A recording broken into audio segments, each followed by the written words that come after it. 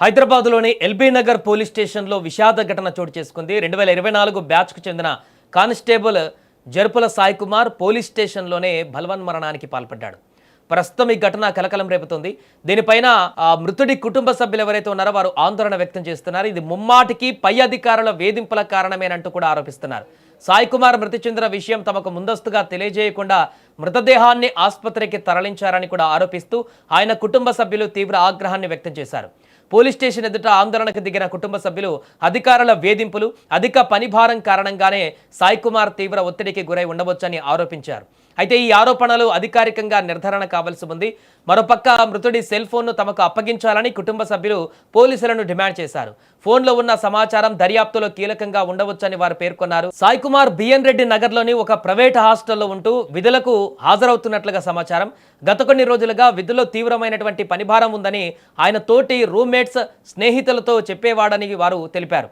అయితే సాయి కుమార్ ఆత్మహత్యకు అసలు కారణం ఏమిటన్నది ఇంకా స్పష్టంగా తెలియరాలేదు. ఘటనపైన కేసు నమోదు చేసి అన్ని కోణాలలో దర్యాప్తు చేస్తున్నట్టు ఉన్నతాధికారులు వెల్లడించారు. సాయి కుమార్ పైన ఏమైనా ఒత్తిడి ఉందా, విధుల్లో ఎదురైన సమస్యలే కారణమా, లేక మరేదైనా వ్యక్తిగత కారణం ఉందా అనేటువంటి అంశాలు ఇప్పుడు పోలీసులు పరిశీలిస్తున్నారు. ఇక పోలీసుల దర్యాప్తు, మృతుడి ఫోన్, ఇతర ఆధారాల విశ్లేషణ అనంతరం ఆత్మహత్యకు దారితీసిన అసలు కారణాలపైన స్పష్టత వచ్చేటువంటి అవకాశం ఉంది. ఏది ఏమైనా పోలీస్ స్టేషన్లోనే ఒక కానిస్టేబుల్ బలవన్మరణానికి పాల్పడడం ఇప్పుడు తీవ్ర చర్చనీయాంశంగా మారింది. 3 గంటలకు వచ్చింది సార్ ఫోన్, ఇటుకెళ్ళి ఎస్ఐ సార్ ఫోన్ చేసిండ్రు. వస్తూనే ఉన్నాం సార్. మాకన్నా ముందు ఎట్లా తీసుకెళ్ళిండ్రు, మేము రాకన్నా ముందు ఎట్లా తీసుకోపోయి నా కొడుకుని నా బాడీ చూపెట్టాలి కదా సార్, నా కొడుకుని చూడాలి కదా సార్.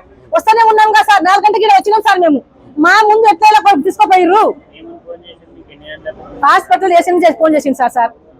అయితే ఏం చెప్పలేదు సార్, ఇక ఏం కాదమ్మా సాయికి హాస్పిటల్ వేసినాము అని చెప్పిండు. ఇక రక్తం పెట్టిర్రు.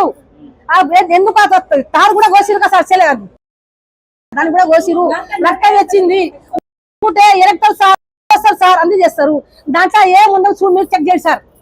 ఏం కాదు, నా కొడుకు ఇలే చంపిరు, ఇలే తారు కోసిరు, మళ్ళా ఇలే చేసి సార్, ఇలే జావా కొట్టిర్రు. నాకేం తెలుసు సార్, నేనేం చెప్పాలి.